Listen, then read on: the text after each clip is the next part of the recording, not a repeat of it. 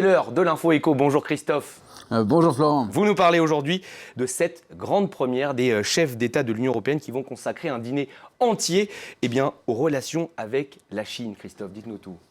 Et tout cela intervient alors que Xi Jinping, vous le disiez dans vos titres, va faire sa visite aujourd'hui en Europe, qui le conduira d'abord à Monaco, et en France pour une opération séduction, mais d'abord effectivement pour une visite de 3 jours, visite d'État en Italie. Xi Jinping sera accompagné par moins de 70 chefs d'entreprise et capitaines d'industrie, avec à la clé une trentaine de contrats au moins.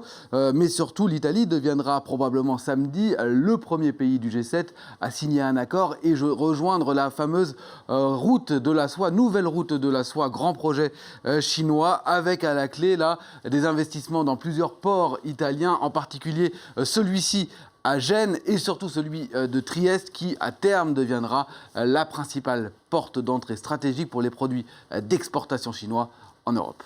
Vous avez dit le premier pays du G7, car la France, l'Allemagne et même le Royaume-Uni, pour l'instant, ont refusé de céder à ces sirènes chinoises. Christophe, il voit cette signature finalement d'un très mauvais œil.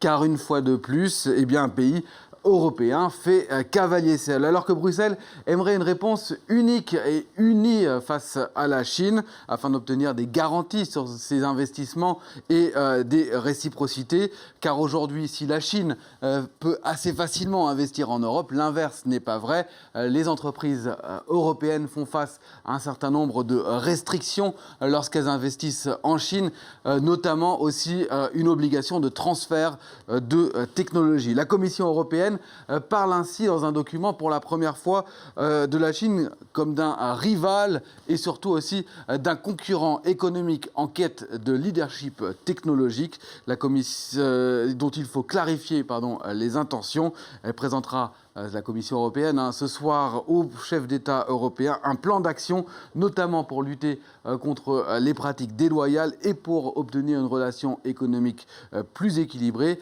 Parmi les mesures qui seront proposées, la réciprocité pour les marchés publics, ou surtout aussi l'entrée en application rapide de filtrage des investissements étrangers pour motif de sécurité, un instrument qui a été voté le mois dernier au Parlement européen. De quoi s'agit-il exactement, Christophe ? Avec ce mécanisme, les États membres de l'Union européenne seront tenus de signaler tout investissement étranger concernant des technologies sensibles ou des infrastructures dites critiques dans des domaines aussi variés que l'énergie, les transports, les télécommunications ou les nouvelles technologies. Jusqu'à présent, seuls 14 pays membres de l'Union européenne se sont dotés d'un tel mécanisme au niveau national, dont la France et l'Allemagne. L'Allemagne qui, semble-t-il, se méfie de plus en plus de certains investissements chinois.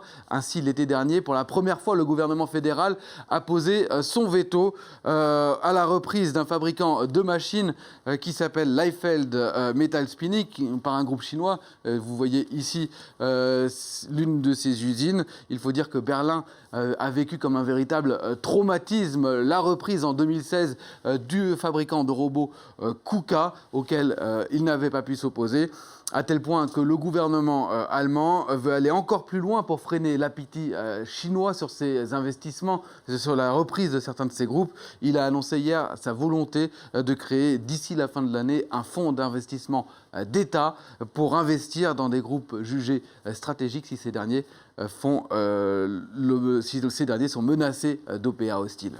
On comprend donc, Christophe, en vous entendant, la méfiance des Européens, mais on va faire un point avec vous sur ces investissements chinois en Europe. Est-ce qu'ils sont si importants que cela, finalement ? Eh bien, la réponse, elle est oui et non. Ils sont importants, oui, mais surtout, ils sont en baisse. Ils sont même à assez forte baisse depuis le pic de 2016 à 37 milliards d'euros, selon les chiffres du groupe. Presque moitié moins.